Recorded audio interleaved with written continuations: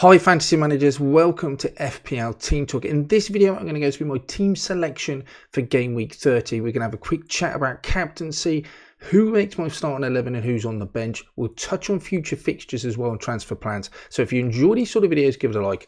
Don't forget to subscribe. And in the meantime, let's take a look.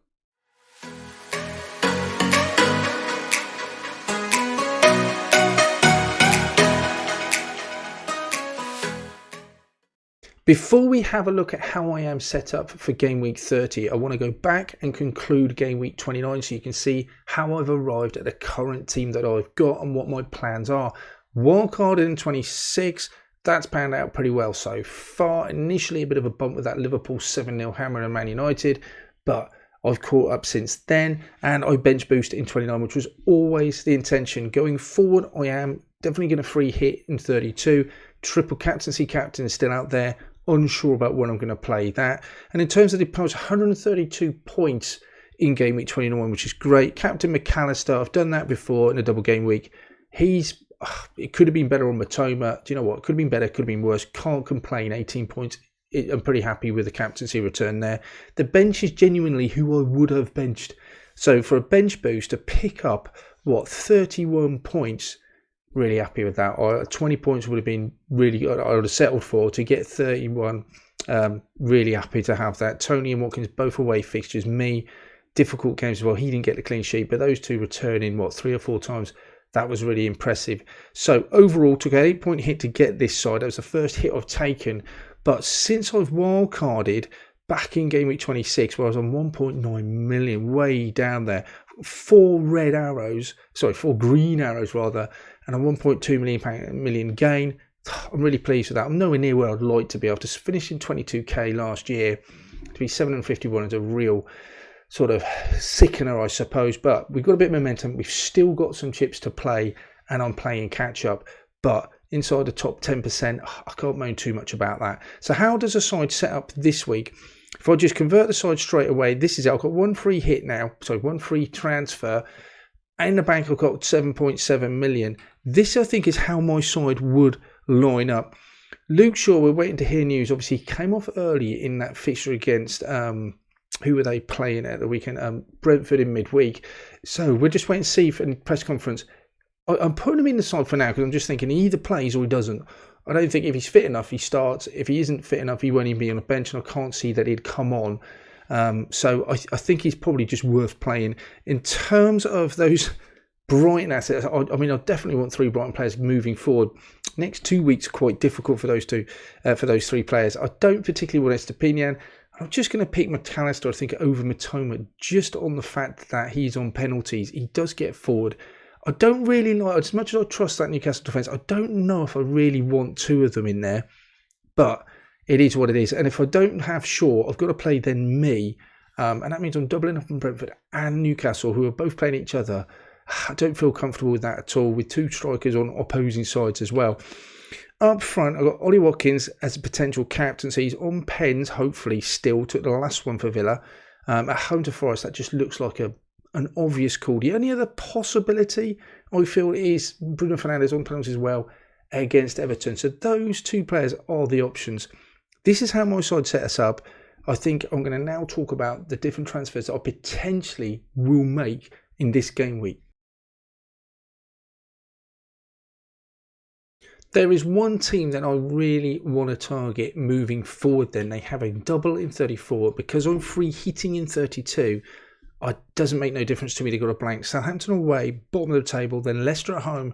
Well, they second, third from bottom of the table. Arsenal fixture, it's at home. So I'm prepared to even back them then. And then that double in 34, which looks pretty tasty. And from my point of view, with the triple captaincy chip still available, I'm definitely interested. Haaland was always the plan to bring in for this fixture. I got rid of him during a wild card. It's a gamble that I feel has paid off so far. But now I've raised the money, and it was always the intention of bringing Haaland back. Previous weekend, possibly, against Liverpool, but most definitely for this fixture in Game Week 30. The fact that he was unavailable for the Liverpool game just makes me really nervous about this game. I just don't see that he's going to get enough minutes guaranteed. Whatever Pep says, I don't know whether I could be reassured enough that A, he will start and play 90 minutes, And yeah, I get it. If he plays 60 minutes, that may be enough. But with the Champions League on Tuesday, then he's got the following weekend and a quick turnaround to the Champions League second leg against Bayern Munich. I'm not sure how much they would be prepared to risk him. So he gives me enough element of doubt for 12 million that I just don't feel confident going for him. If he gets some minutes against Southampton, plays against Bayern, I think they're going to turn around to the Leicester game. I definitely want him in for that. But otherwise, I think for now, I'm just going to risk not having him. I expect him to play some minutes and maybe 60. I'm well aware that 60 minutes against Southampton could be devastating, and he could absolutely double-digit haul in that time, no problem whatsoever. But I'm prepared to risk that he's not going to go for it. So if I'm not going to go for Haaland, who else in that Man City lineup could I go? Because I definitely want some Man City assets. Grealish looks brilliant. He's been doing pretty well. Lots of returns the last couple of games. It feels a bit knee-jerk because he got the assist in the goal in the last game. XGI and underlying stats look great. My only issue is I'm not really sure who I'd move out of that midfield to bring him in. I've got two Brighton players. I've got Fernandes, who I've only just brought in. I don't really want to get rid of. Maddison, who's got a decent fixture against Bournemouth as well. So I haven't got a lot of scope, and Rashford's going nowhere, to bring Grealish in. I don't know who I'd like to take out for him. And with Pep, you just don't know how guaranteed he is with minutes. He's playing well at the moment now. Will he just get dropped or rested for the Champions League? Who knows? So Grealish, great price. Underlying stats look great. He looks like he's playing every game. But again, it's just that element of uncertainty and also the difficulty in getting him into that midfield. What I would like to do, I think, is come off of my double Brentford defence, take me out and look at a Man City defender. Akanji is quite popular. He's played quite a few games, but again, not much goal threat, and I'm not sure whether I can trust him to be playing every week as well. And pretty much the same goes for all across the back line. Stones has played quite a few games, but again, he's been in and out the side. So even though he's got a bit of a threat going forward, 0.13 isn't bad, and he is one of the cheapest options in that Man City defence, there's just no point having him if he's not going to play. And finally, the only one that possibly would be nailed on is Ruben Dias. He's played the last 5 games since he's come back from injury. No goals, no assists. He does pose a previous threat, as we've seen from previous seasons. 5.9 is a little bit more expensive. So I could go down a route of Ruben Dias. But if I want to save money for Salah later on, which I really would like in GameWeek 34, I don't want to be spending more, especially when considering I've got to get Haaland back in too. I just don't think I can make that money up. The last choice, which I am considering, I don't make goalkeeper moves very often, is absolutely know that I will get minutes and guaranteed starts from Ederson. At 5.4, I don't think he's that expensive. So I could move, again it would cost me 0.6 from Raya, come off that double Brentford defence, even though Raya's done pretty well in terms of save points, and bring Ederson in. That is something that I am really tempted with. So the way the side was set up then is potentially me would be the man to make way. I could go Jonathan Stones. I just don't know whether I'm prepared to make that move or not. It would cost me, I think it's 0.3 million. He would then come into the side. Shaw would stay there.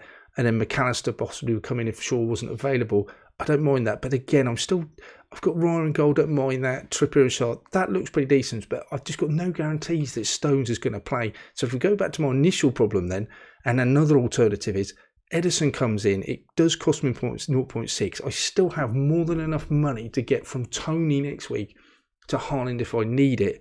But then it just gives me very little money then to do the move that I would like to make in game week 34 or before, which is Salah. I don't want to bring him in for this game week against Arsenal, but Leeds Forest look really good. And then those fixtures in game week 34, again, they look brilliant. But to get to him because he's so expensive, I'm probably going to need to save money, not increase the amount of money I'm paying this week.